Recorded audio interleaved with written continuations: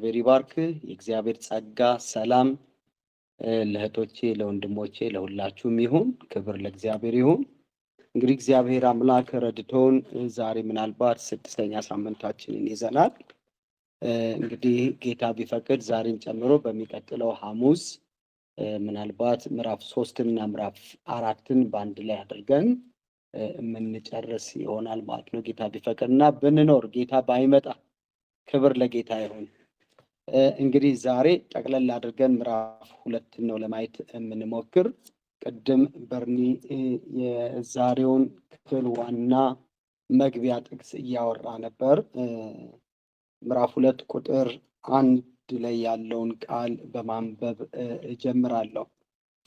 እንግዲህ ልጄ ሆይ አንተ በክርስቶስ ኢየሱስ ባለው ጸጋ በርታ፣ በብዙ ምስክር ፊት ከኔ የሰማኸውን ለሌሎችም ለማስተማር ብቃት ላላቸው ለታመኑ ሰዎች አደራ ስጥ በማለት ስለ ወንጌል አደራ፣ ስለ መንግስቱ አደራ መንፈሳዊ ልጁ ለሆነው ለጢሞቴዎስ ሲያሳስብ የምንመለከትበት ክፍል ነው። እንግዲህ ባለፈው ሳምንት ትዝ ይላችሁ እንደሆነ ምዕራፍ 1ን ስንመለከት አደራ ሰጪው ሐዋርያው ጳውሎስ አደራ ተቀባይ ለሆነው ለመንፈሳዊ ልጁ ለጢሞቴዎስ የተናገራቸው ወይም ያስተላለፋቸው 3 ብርቱ የሆኑ ለመጋቢ ወይም በአደራ ተቀባዩ ለጢሞቴዎስ አስፈላጊ የሆኑ ስኬታማነትን የሚጠብቁ 3 መሰረታዊ ነገሮችን ይናገረው እንደነበር ለማየት ሞክረናል። አንደኛው ብርቱ መሻት ነው ብለናል። ሁለተኛው ደግሞ የማያሳፍር መከራ ብሎ የሚያስተላልፈው ሁለተኛው ነገር መከራ ነው። ግን ይህ መከራ የክርስቶስ በመሆናችን የሚመጣ መከራ ነው። አገልጋይ በመሆናችን፣ ባላደራ በመሆናችን፣ ወንጌል ሰባኪ በመሆናችን የሚመጣ መከራ ነው። ይህ መከራ ግን እንደ የትኛውም አይነት መከራ ሳይሆን የማያሳፍር ይልቁንም ፕራውድ የምናደርግበት በጣም የምንመካበት ደስ የምንሰኝበት መከራ እንደሆነ ይናገራል። ሌላው አደራውን ስለመጠበቅ መልካሙን አደራ የወንጌልን አደራ መጠበቅ እንደሚያስፈልግ፣ ጤናማ ትምህርትን መያዝ ወይም ደግሞ እሱንም በብርቱ መጠበቅ እንደሚያስፈልግ፣ በመንፈስ ቅዱስ ኃይል በመታመን አደራውን የመጠበቅ ህይወት መመምሰል እንዳለበት 3ቱ መሰረታዊ ሀሳቦች ላይ ምዕራፍ 1 ላይ ሐዋርያው ጳውሎስ አደራ ተቀባዩን ወይም ደግሞ ጢሞቴዎስን እንዳሳሰበው ተመልክተናል። እንግዲህ ዛሬ ልክ ቅድም እንዳነበብነው መግቢያው ላይ ምዕራፍ 2 ቁጥር 1 ላይ 1 እና 2 እንግዲህ ልጄ ሆይ እንግዲህ ሲል ከላይ የተናገራቸውን 3 ያነሳናቸው መሰረታዊ ሀሳቦችን ከተናገረ በኋላ እንግዲህ ልጄ ሆይ አንተ በክርስቶስ ኢየሱስ ባለው ጸጋ በርታ። እንግዲህ እንዲበረታ ሞር እንዲታመንበት ሞር ጥገኛ እንዲሆንበት የሚፈልገው የእግዚአብሔርን ጸጋ ነው። በጣም መሰረታዊ የሆኑ የጢሞቴዎስን ኳሊቲ ነገሮች አንስቷል። ምዕራፍ 1 ላይ በስሱ ተመልክተናል። ነገር ግን ምንም እንኳን ኳሊቲ ያለው ልጅ ቢሆንም እንባው የሚሰስት እንባው የሚናፍቅ ኮንሰርኑ የሚናፍቅ የሚያበረታታ ልጅ ቢሆንም አንተ ብርቱ ሰው ለማለት አልደፈረም። ይልቁንም በእግዚአብሔር ጸጋ እንዲበረታ፣ የእግዚአብሔር ጸጋ ጥገኛ እንዲሆን፣ የእግዚአብሔር መንፈስ ጥገኛ እንዲሆን፣ የእግዚአብሔር ብርታት ጥገኛ እንዲሆን በማሳሰብ ነው መልእክቱን የሚጀምረው። ነገር ግን ቅድም እንደነገርኳችሁ በርታ ይለዋል። በምን? በእግዚአብሔር ጸጋ በርታ፣ በክርስቶስ ኢየሱስ ባለው ጸጋ በርታ፣ በሰማይ ጸጋ በርታ ይለውና ነገር ግን ቁጥር 2 ላይ መሰረታዊ ነገር ያነሳለታል። በብዙ ምስክር ፊት ከኔ የሰማኸውን። አሁን አደራ ሰጪውን ማን ነው? ጳውሎስን እንመለከታለን። አደራ ተቀባዩን ጢሞቴዎስ እንመለከታለን። ይህን አደራ ደግሞ በብዙ ምስክሮች ፊት ነው ያስረከበው። ምናልባት ኤፌሶን ላይ ስላስረከበው ሊሆን ይችላል፣ ወይም ደግሞ ሌላ ሜጋ የምትባል ቸርች ላይ አስረክቦት ሊሆን ይችላል። ነገር ግን በእማኞች ፊት እንዳስረከበው እርግጠኛ የሆነ መልእክት ይናገራል። በብዙ ምስክሮች ፊት ከእኔ ምን ያልከውን የሰማኸውን የተቀበልከውን ሌሎች ለማስተማር ብቃት ላላቸው ለታመኑ ሰዎች ደግሞ አደራ ስጥ ይላልና አደራ ሰጪው ጳውሎስ አደራ ተቀባዩን ጢሞቴዎስን አደራው እሱ እጅ እንዳይቀር ደግሞ እሱ እጅ እንዳይቆም ያስጠነቅቀዋል። ብዙ ጊዜ ቤተክርስቲያን ውስጥ በጣም አስቸጋሪ የሚሆነው እውነታ አንዱ ምንድነው? እኛ እንደ አደራ ተቀባይ አደራ ከሌሎች እንደተቀበለ ሰው አደራውን አሳልፎ ለሌሎች ለመስጠት ወይም ደግሞ አባላደራዎችን ለማዘጋጀት ያለን ልብ በጣም አናሳ መሆኑ ነው አስቸጋሪ የሚያደርገው፣ በተለይ ዘመኗን ቤተክርስቲያን ማለት ነው። ምክንያቱም ሐዋርያው ጳውሎስ ወደ ምዕራፍ 1 ትንሽ ልመልሳችሁና ሐዋርያው ጳውሎስ መጀመሪያ መሰረታዊ ከሚባሉ መጀመሪያ ካነሳቸው ሐሳቦች አንዱ ብርቱ መሻት ብለን ካነሳው ነገር ሐዋርያው ጳውሎስ ወይም አደራ ሰጪው ለአደራ ተቀባዩ ብርቱ የሆነ ፍቅር እንደነበረው በቃ መሻቱ ከልብ የሆነ ከፍቅር የሆነ መነሻ እንዳለው ተመልክተናል። ብርቱ የሆነ ፍቅር አለው። ሌላው ብርቱ የሆነ የጸሎት መሻት ነበረው።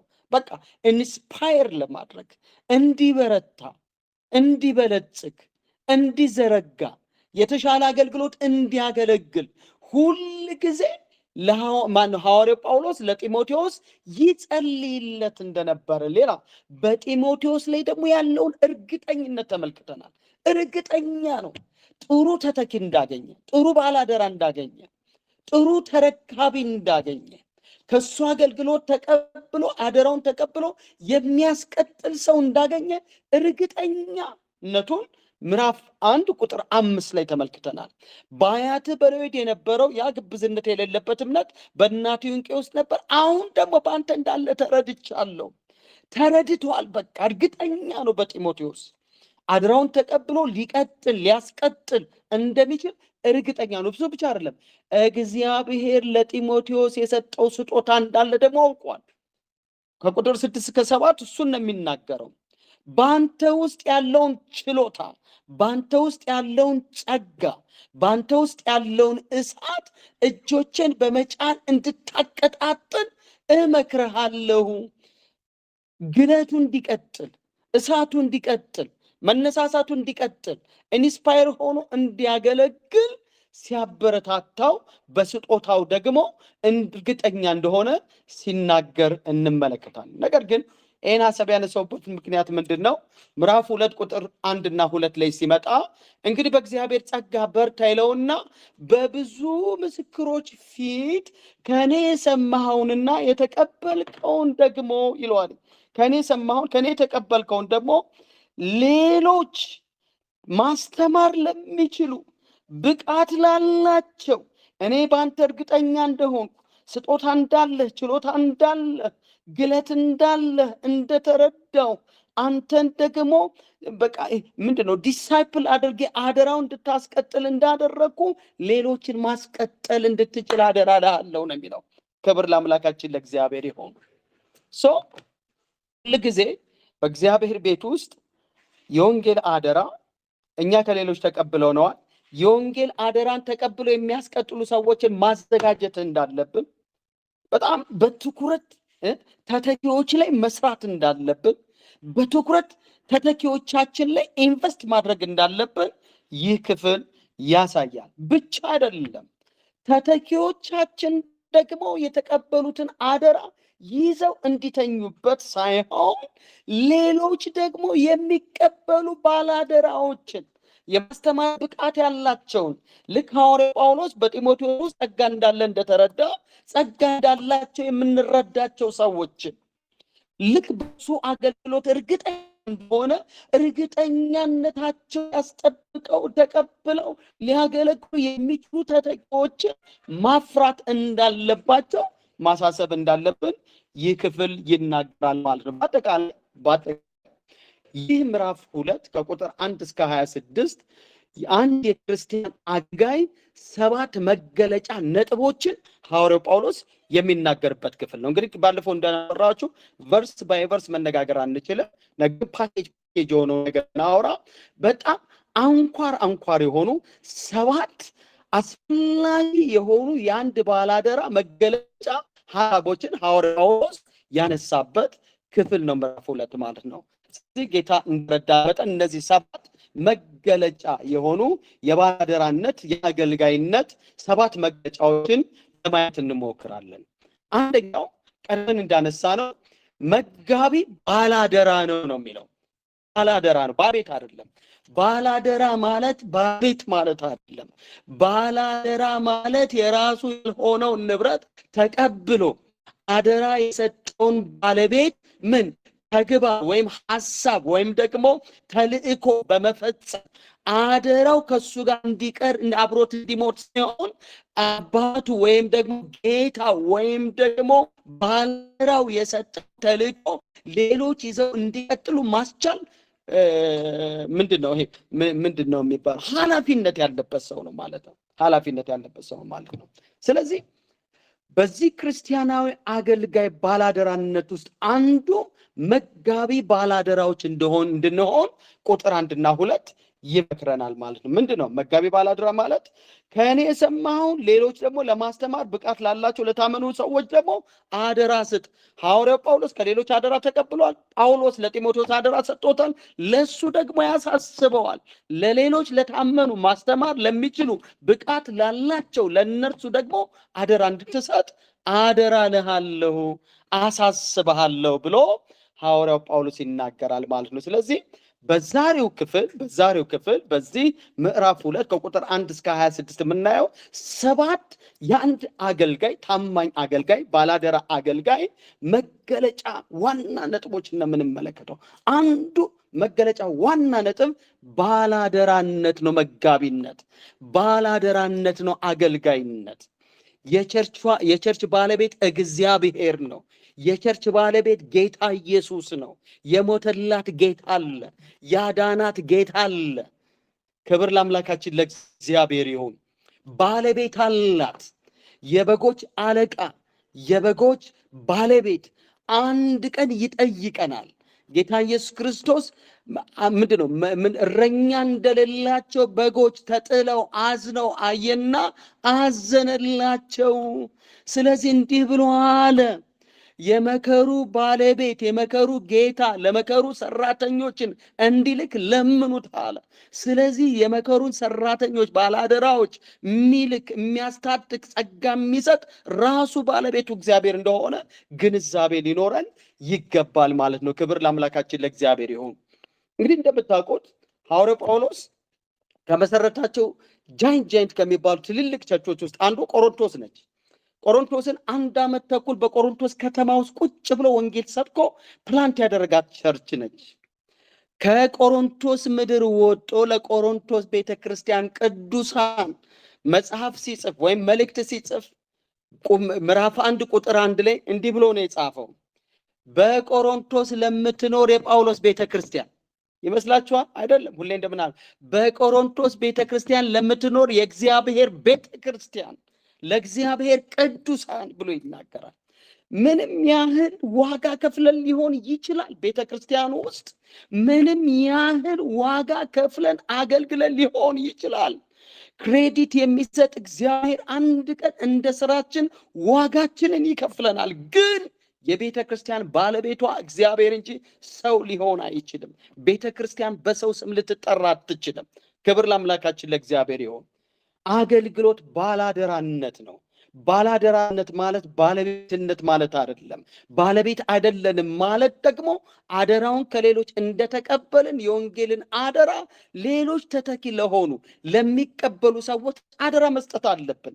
አደራውን ለመስጠት ደግሞ አደራ የሰጡን እንዳሰለጠኑን፣ አደራ የሰጡን እንዳመኑን፣ አደራ የሰጡን ዲሳይፕል እንዳደረጉን አደራ የሚቀበሉን ሰዎች ማስተማር፣ ዲሳይፕል ማድረግ፣ አምነን ደግሞ እነሱን አስታጥቀን መልቀቅ እንዳለብን ይህ ክፍል ይነግረናል ማለት። ስለዚህ አንድ ክርስቲያን አገልጋይ 7 መገለጫዎች አሉት። በዚህ ክፍል ላይ መጋቢ ባላደራ ነው የሚለውን በአንደኛ ደረጃ እናያለን። ሁለተኛው ሐሳብ መጋቢ ወይም አንድ ቤተክርስቲያን አገልጋይ ወይም አንድ ባላደራ አገልጋይ ወታደር ነው ይለናል። ሐዋርያው ጳውሎስ ውትድርና ነው ይለናል። አገልግሎት እንደ ውትድርና ነው። አገልግሎት መንፈሳዊ ወታደርነት ነው። ወታደር ማለት ሰሞኑን ዝም ብዬ ስጠይቅ እንትን ብለውናል። ወታደር ማለት ወጥቶ አደር እንደማለት። ወጥቶ አደር ለማን ነው ወጥቶ የሚያድረው? ላሰማራው፣ ላሰለጠነው ወይም ደግሞ ለቀጠረው ሰው ወጥቶ የሚያድር ማለት ነው ወታደር ማለት። እዚህ ላይ ቁጥር 3 እና 4 ሐዋርያ ጳውሎስ የሚያነሳው ስለ ውትድርና ነው። ምን ይላል? እንደ ክርስቶስ ኢየሱስ በጎ ወታደር ይለዋል። አዲሱ መደበኛ ክፍል ነው የማነበው። እንደ ክርስቶስ ኢየሱስ በጎ ወታደር ከኛ ጋር መከራ ተቀበል። በውትድርና የሚያገለግል ሰው አዛዡን ለማስደሰት ይጥራል እንጂ በሌላ ስራ ራሱን አያጠላልፍም ይለዋል። ስለዚህ በዚህ ስፍራ የአንድን የክርስቶስ በጎ ወታደር ባህሪያት ግልጽ ያደርግለታል።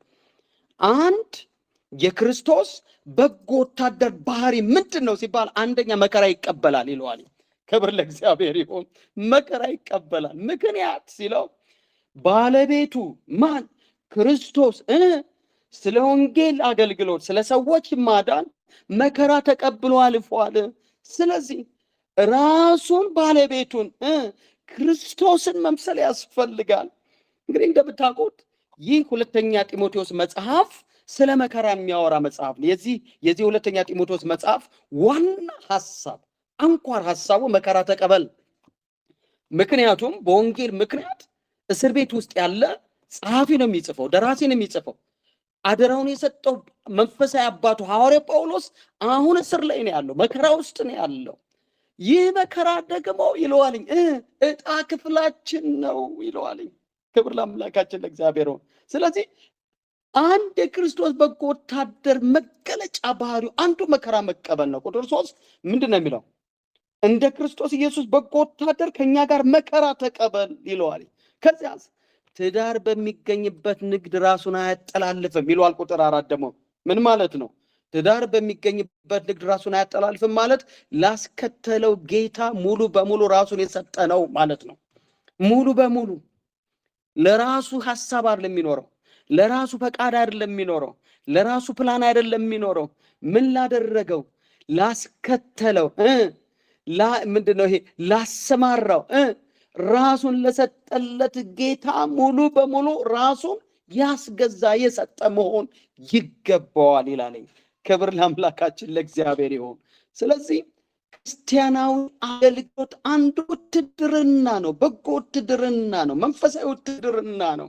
መንፈሳዊ ውትድርና ደግሞ መከራ መቀበል ነው። ስለ ወንጌል መከራ መቀበል፣ ስለ ወንጌል መነቀፍ፣ ስለ ወንጌል መሰደብ፣ ስለ ወንጌል በሚመጣው ሁሉ ተካፋይ መሆን ነው። ሌላ ትዳር በሚገኝበት ንግድ ራሱን አያጠላልፍ። ምንድን ነው? ላስከተለው ጌታ ሙሉ በሙሉ ራሱን የሰጠ ነው ማለት ነው። ሌላስ በትዕግስት ይጸናል ይለዋል። በተለይ ቁጥር 10 ላይ ስትመጡ ምን ይለዋል?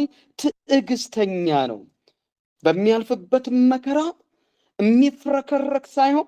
ስለዚህ ይለዋል በክርስቶስ ኢየሱስ ያለውን መዳን ከዘላለም ክብር ጋር እርሱም ያገኙ ዘንድ ለተመረጡት ስል ሁሉንም በመታገስ እጸናለሁ ይለዋል። ሁሉን በመታገስ መከራ አለ፣ ግን እታገሳለሁ። በጎ ወታደር ትዕግስተኛ ነው። መንፈሳዊ ወታደር ትዕግስተኛ ነው። ባላደራ አገልጋይ ትዕግስተኛ ነው። ትዕግስት በማጣት የተቀበለውን አደራ የሚጥል አይደለም ይለዋል። የራሱ ጉዳይ የሚል አይደለም። ታግሶ ጸንቶ አገልግሎቱን ምን የሚል ነው? የሚፈጽም ነው ይለዋል። ክብር ለእግዚአብሔር ይሁን። ቆረቆረኝ፣ አልተመቸኝም በማለት ከኑሮ አንጻር ከምንም ነገር አንጻር የወንጌል ባላደራነትን ጥሎ መሄድ አለ። መንፈሳዊ ውትድርና መጽናት ነው ይለዋል። መታገስ ነው ይለዋል። መከራውን መታገስ፣ ሰውን መታገስ፣ የወንጌል ባላደራነትን ተልእኮ በጽናት መፈጸም ነው ይለዋል። ክብር ለአምላካችን ለእግዚአብሔር ይሁን። ሃሌሉያ።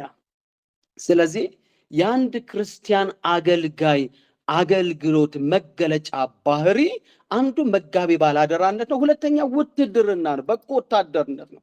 የክርስቶስ በጎ ወታደርነት ነው። የክርስቶስ በጎ ወታደር ባህሪያት ደግሞ መከራ መቀበል ነው። ትዳር በሚገኝበት ንግድ ራሱን ባጠላልፍ አይደለም። ላስከተለው ጌታ ሙሉ በሙሉ ራሱን መሰጠት ነው፣ ማስገዛት ነው። በትዕግስት መጽናት ነው ተባብለናል። ክብር ለእግዚአብሔር። ይሰማል ወገኖች? እኔ ጋር ናችሁ? አዎ በደንብ ይሰማል። መጋቢ ተባረክልኝ። ክብር ለጌታ ይሁን። ሶስተኛ የአንድ ክርስቲያን አገልጋይ 7 መገለጫዎች ውስጥ ሶስተኛው ሐሳብ በዚህ ክፍል ወይም በዚህ ምዕራፍ ላይ የሚያነሳው ስፖርተኛ ነው ይለዋል። ስፖርተኛ ነው። ስፖርተኛ ነው ምን ማለት ነው? ቁጥር 5 ላይ ምን ይላል? የእግዚአብሔር ቃል ሲናገር እንደዚሁም ይለዋል፣ እንደዚሁም በውድድር የሚሳተፍ ሰው የውድድሩን ሕግ ጠብቆ ካልተወዳደረ የድሉን አክሊል አያገኝም ይለዋል። ሰው እንደ ስፖርተኛ መሆን ያስፈልጋል። ለሽልማት የሚሮጥ ማንኛውም ሰው የሩጫውን ሕግ መጠበቅ እንዳለበት ሁሉ የሩጫውን ሕግ ካልጠበቀ ኳሊፋይድ እንደማይሆነው ሁሉ የሩጫውን ሕግ የስፖርቱን ሕግ ሳይጠብቅ ምንም ያህል አሸናፊ ቢሆን ለሽልማት እንደማይበቃ ሁሉ እንዲሁ የወንጌል አገልጋይ አለ እንደ ስፖርተኛ ለሽልማት የሚሮጥ ነው። ለሽልማት ሲሮጥ ደግሞ የሩጫውን ሕግ ጠብቆ መሮጥ ያስፈልገዋል ይላል። ክብር ለአምላካችን ለእግዚአብሔር ይሁን። ወገኖቼ ከአንድ ገጠር አሰላ ከተባለ አካባቢ ወይም ከአንድ ኢትዮጵያዊ ገጠር ወጥቶ ጥሩ ሯጭ የተባለ የማራቶን ሩጫ ሊወዳደር ኒውዮርክ ቢሄድ ኒውዮርክ ላይ ሲሮጥ በጣም የኒውዮርክ ከተማ በጣም ሰፋ አድርጎት በቃ ይሄ ህንፃውን አይቶ በመማለል አቤት ህንፃ ብሎ ቆሞ እንደማያሽቃብጥ ሁሉ የሄደበትን ዓላማ ጥርሱን ነክሶ ፊት ለፊት እያየ ክብር ለአምላካችን ለእግዚአብሔር ይሁን። ምንም እንኳን ከተማው አስደማሚ ቢሆንም፣ ምንም እንኳን መንገዱ አስደማሚ ቢሆንም፣ ምንም እንኳን ያለመደው ኢንቫይሮንመንት ቢሆንም፣ ነገር ግን የሄደው ለማሸነፍ ስለሆነ፣ ነገር ግን ሄዶ የሚሮጠው አሸንፎ ለመሸለም ስለሆነ ሌላውን ነገር ከቁም ሳያስገባ ከቁም ነገር ሳይቆጥር ሩጫውን ወይም ደግሞ ፍጻሜውን ፈኮስ አድርጎ እንደሚሮጥ እንዲሁ ደግሞ ባላደራ አገልጋይ እንደ ስፖርተኛ ለሽልማት እየሮጠ ነገር ግን ለሽልማት ሲሮጥ ሕጉን ጠብቆ መሮጥ እንዳለበት ሐዋርያው ጳውሎስ ምን ያደርገዋል? ያሳስበዋል። ባለፈው ትዝ ይላችኋል፣ አንደኛ ጢሞቴዎስ ላይ ስናጠና ምን ብለናል? የእግዚአብሔር ቤት ስርዓት ያለው ቤት ነው። በእግዚአብሔር ቤት ማደሪያ እንዴት መኖር እንደሚገባ ታውቅ ዘንድ ይሄን ጽፍልሃለሁ እንዳለው ማለት ነው። ክብር ለአምላካችን ለእግዚአብሔር ይሁን። የእግዚአብሔር ቤት የዘላኖች ቤት አይደለም። የእግዚአብሔር ቤት የጭፈራ ቤትም አይደለም። ሶሪ ስለዚህ ወርድ የጭፈራ ቤት ስለ አምልኮ እያወራሁ አይደለም። እንደፈለግን የምንሆንበት ቤት አይደለም። የእግዚአብሔር ቤት አደራረግ አለው። የእግዚአብሔር ቤት ስርዓት አለው። የእግዚአብሔር ቤት ባለቤት አለው። ባለቤቱ እግዚአብሔር ነው። ማንዋሉ መጽሐፍ ቅዱስ ነው። ሕጉ መጽሐፍ ቅዱስ ነው። ክብር ለአምላካችን ለእግዚአብሔር ይሁን። ስለዚህ ሐዋርያው ጳውሎስ ለመንፈሳዊ ልጁ ለጢሞቴዎስ አደራ ስለሚቀበለው አደራውን ሊያስተላልፈው ሊሰጥ ስለሚገባው ስለ ጢሞቴዎስ ሲናገር ምንድነው? መንፈሳዊ አገልጋይነት፣ ክርስቲያናዊ አገልጋይነት፣ አንድ ባላደራነት እንደ ስፖርተኛ ለሽልማት የሚሮጥ ነው። ለሽልማት ሲሮጥ ደግሞ ሕጉን ጠብቆ የሚሮጥ ነው ብሎ ሶስተኛ ሐሳቡን አንድ ባላደራ አገልጋይ እንደ ስፖርተኛ ሕጉን ጠብቆ ለሽልማት የሚሮጥ እንደሆነ ያሳስበዋል ማለት ነው። ክብር ለአምላካችን ለእግዚአብሔር ይሁን። በአራተኛ ደረጃ የሚያነሳው ገበሬ ነው ይለዋል። እንደ ገበሬ ነው። ምን ይላል? ቁጥር 6 እና 7 በጌታ በኢየሱስ ስም አነባዋለሁ። ቁጥር 6 እና 7 የእግዚአብሔር ቃል ሲናገር እንዲህ ይላል፣ ትጉህ ገበሬም ይለዋል ከሰብሉ ለመጠቀም የመጀመሪያ ሊሆን ይገባዋል። ማን? ትጉህ ገበሬ። ሰነፍ ገበሬስ ሲጀመር አዝርቱ ላይ እንዴት ማለት በስነ ስርዓት ዘርቶ በስነ ስርዓት ማጨድ መቼ ይሆንለታል? አሁን የሚያወራው ስለ ትጉህ ገበሬ ነው። ትጉህ ገበሬ ከሰብሉ ለመጠቀም የመጀመሪያ ሊሆን ይገባዋል። እኔ የምለውን ልብ በል ይለዋል። ጌታ በሁሉ ነገር ማስተዋልን ይሰጣልና ይለዋል። ይህን ምሳሌ ዝም ብሎ አይደለም የሚያነሳው ሐዋርያ ጳውሎስ፣ ዝም ብሎ አይደለም የሚያነሳው፣ በማስተዋል እንዲሰማው ነው። በምሳሌ የተሰማራበትን እርሻ እንዲገነዘብ ነው። ሐዋርያው ጳውሎስ እርሻ ውስጥ እንዳለ ገብቶታል። እኛ ከእግዚአብሔር ጋር አብረን የምንሰራንን እና ሲል ምን ማለት ነው? ከእግዚአብሔር ጋር አብረን የተጠመድን አራሾች ነን ማለቱ ነው። ክብር ለእግዚአብሔር ይሁን። እኔ ዘራሁ አለ፣ አጵሎስ ምን አለ? አጠጣ፣ እግዚአብሔር ግን ያሳድጋል አለ። ክብር ለአምላካችን ለእግዚአብሔር ይሁን። ባላደራነት ከእግዚአብሔር ጋር አብሮ መስራት ነው። ባላደራነት ከእግዚአብሔር ጋር አብሮ ማገልገል ነው። ባላደራነት ገበሬነት ነው።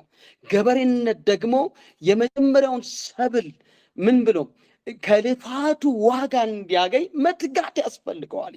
ገበሬ እንደምታውቁት ሌሊት ቁር ሳይል ብርድ ሳይል ዝናብ ሳይል ወጦ ማረስ አለበት፣ ወጦ ማረም አለበት፣ ወጦ ማለስለስ አለበት። ክብር ለአምላካችን ለእግዚአብሔር ይሁን። ዝናብ እየዘነበ ፀሐይ እየመታው እያረሰ እየኮተኮተ እያረመ፣ ክብር ለአምላካችን ለእግዚአብሔር ይሁን። ብቻም አይደለም ስለ ዝናብ አምላኩን እየለመነ በዝናብ ብቻ ሳይሆን በረዶ መጦ ሰብሉን እንዳያጠፋበት አምላኩን እየተማለደ፣ ክብር ለአምላካችን ለእግዚአብሔር፣ በብዙ ትጋት በብዙ ድካም በብዙ ልፋት ዘሩን እንደሚሰበስብ ፍሬውን እንደሚሰበስብ ለብልጽግናውና ለመኖሩ ምክንያት የሚሆነውን ሰብሉን እንደሚሰበስብ እንዲሁ ባላደራ መጋቢ ደግሞ እንደ ገበሬ ትጉ ሊሆን ይገባዋል ብሎ ነው የሚናገረው እዚህ ጋር እግዚአብሔር ቃል ኤርሚያስ መጽሐፍ ላይ ይመስለኛል።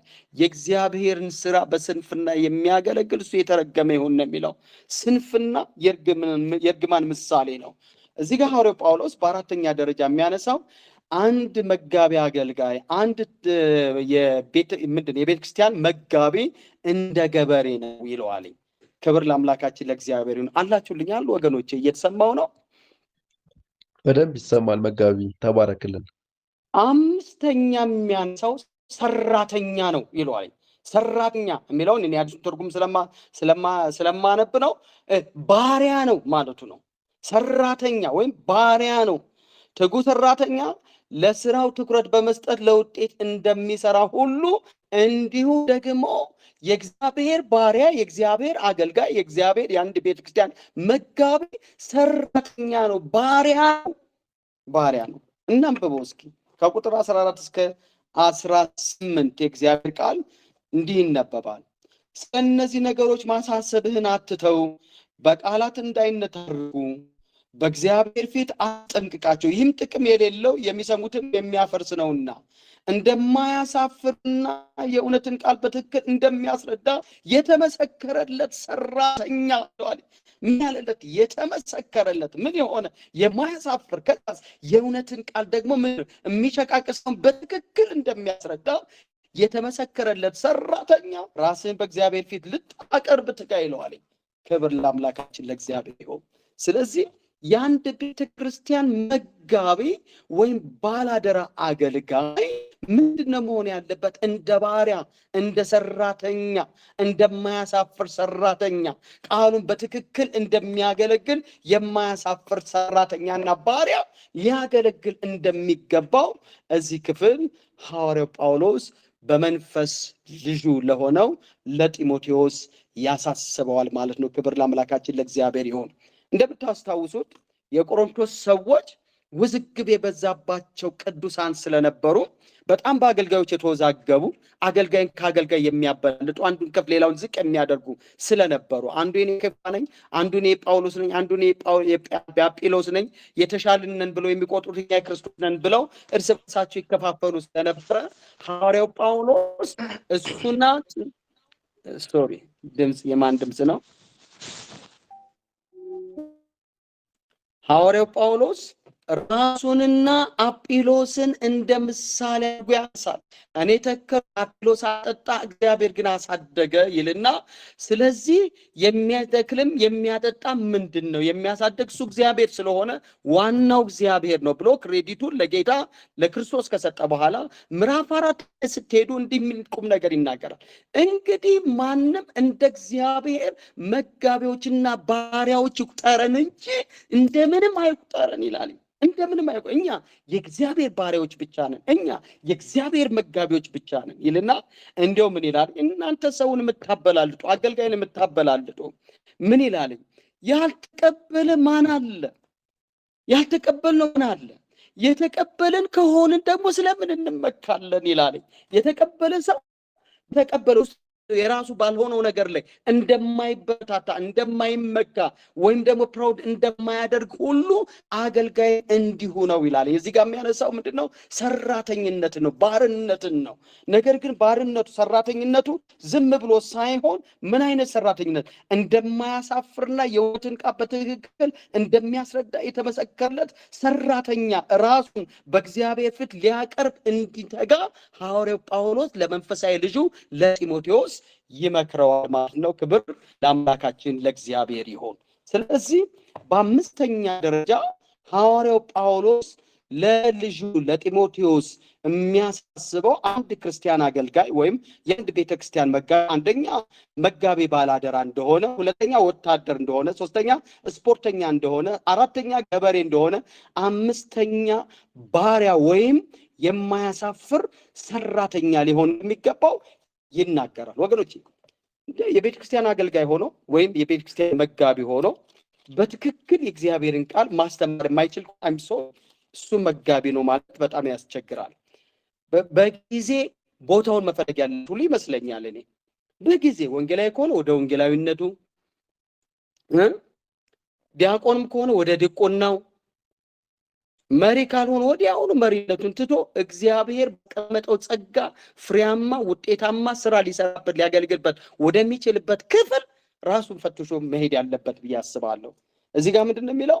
አንድ የቤተ ክርስቲያን መጋቢ እውነተኛ ወይም ትጉ ሰራተኛ መሆን አለበት። ምን አይነት ስንል ቅድም እንደነገርኳችሁ እንደማያሳፍር የእውነትን ቃል በትክክል እንደሚያስረዳ፣ በትክክል ሰዎች እንዳይስቱ ተጠብቀው እንዲኖሩ ለእግዚአብሔር መንግስት ብቁ የሆኑ ደቀ መዛሙርትን ማፍራት በሚችል የማያሳፍር የእውነትን ቃል በትክክል እንደሚያስረዳ የተመሰከረለት ሰራተኛ ራሱ በእግዚአብሔር ፊት ሊያቀርብ የሚተጋ መሆን አለበት በማለት ብቁ የሆነ ምክር ለጢሞቴዎስ ይመክረዋል ማለት ነው። ታውቃላችሁ ጢሞቴዎስ መጽሐፍትን ጠንቅቆ በጣም ትጉ ሰራተኛ ትጉ አገልጋይ ነው። ግን አደራ ብሎ የሚሰጣቸው ሰዎች እንዲህ አይነት ሰዎች መሆን እንዳለባቸው ይመክረዋል ማለት ነው።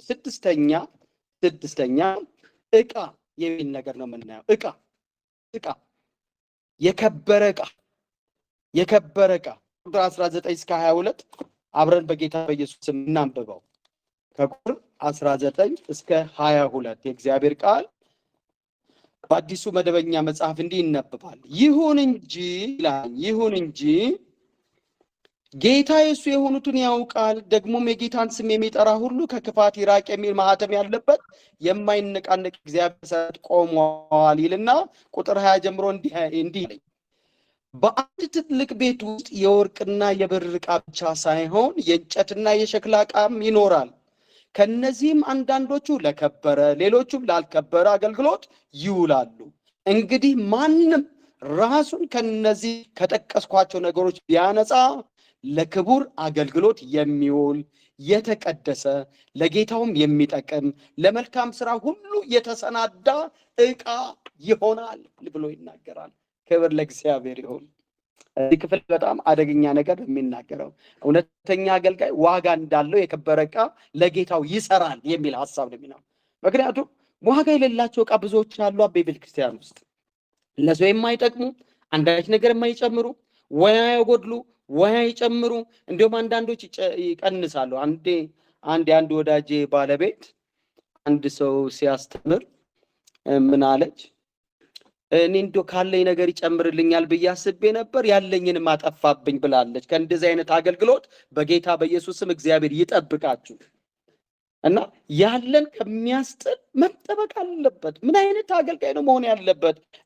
በቃ ምንም ለጌታው የሚሰራ አንደኛ ለክቡር አገልግሎት የሚውል ለከበረ አገልግሎት የሚውል፣ ሌላስ የቀደሰ ማለት የተለየ ልዩ የሆነ የማይለመድ ለእግዚአብሔር ይሁን። ክርስቶስ ኢየሱስ ያልተለመደ አገልጋይ እንደነበረ፣ ያልተለመደ ሰባኪ እንደነበረ፣ ያልተለመደ አስተማሪ እንደነበረ፣ ያልተለመደ የሚገርም በቃ ምንድነው እንደ ጸሐፍቶቻቸውና እንደ ሕግ አውቂዎቻቸው ሳይሆን እንደ ባለስልጣን ያስተምራቸው ነበርና ተደነቁበት እንደሚል በቃ የተቀደሰ የተለየ የሚደነቅ አዲስ ነገር ያለው ማለት ነው። ለጌታ የሚጠቅም ለመልካም ስራ የተሰናዳ ዕቃ ሊሆን ይገባዋል ይላል። ክብር ለእግዚአብሔር ይሁን። እንደምታውቁት ሁላችንም ቤት ያሉ ዕቃዎችን ሁሉም እኩል ዋጋ እንሰጣቸውም። ለአንዳንድ ዕቃዎቻችን በጣም እንጠነቀቃለን። የከበሩ አድርገናቸዋል። ለምን? የከበረ ነገር ስለምናስቀምጥባቸው። ቶሎ ቶሎ ነው የምንወለውላቸው፣ ቶሎ ቶሎ ነው የምንጠራርጋቸው፣ ቶሎ ቶሎ ነው የምንሸላልማቸው። ክብር ለአምላካችን ለእግዚአብሔር ይሁን። አንዳንዶችስ እንደ ነገሩ እናስቀምጣቸዋል፣ ካስፈለገ ደግሞ እናስወግዳቸዋለን። ከሚወገድ ዕቃ የከበረ ዕቃ በጣም ጉልህ ሚና አለው። ዋጋ ይሰጠዋል፣ ትኩረት ይሰጠዋል። ስለዚህ ሐዋርያው ጳውሎስ ለጢሞቴዎስ የሚለው ምንድን ነው? እውነተኛ አገልጋይ ይለዋል፣ ዋጋ አለው። የከበረ ዕቃ ዋጋ እንዳለው ለጌታው እንደሚጠቅም እንዲሁ ዋጋ ያለው የከበረ ዕቃ ለክርስቶስ የሚጠቅም አገልጋይ ልትሆን ይገባሃል።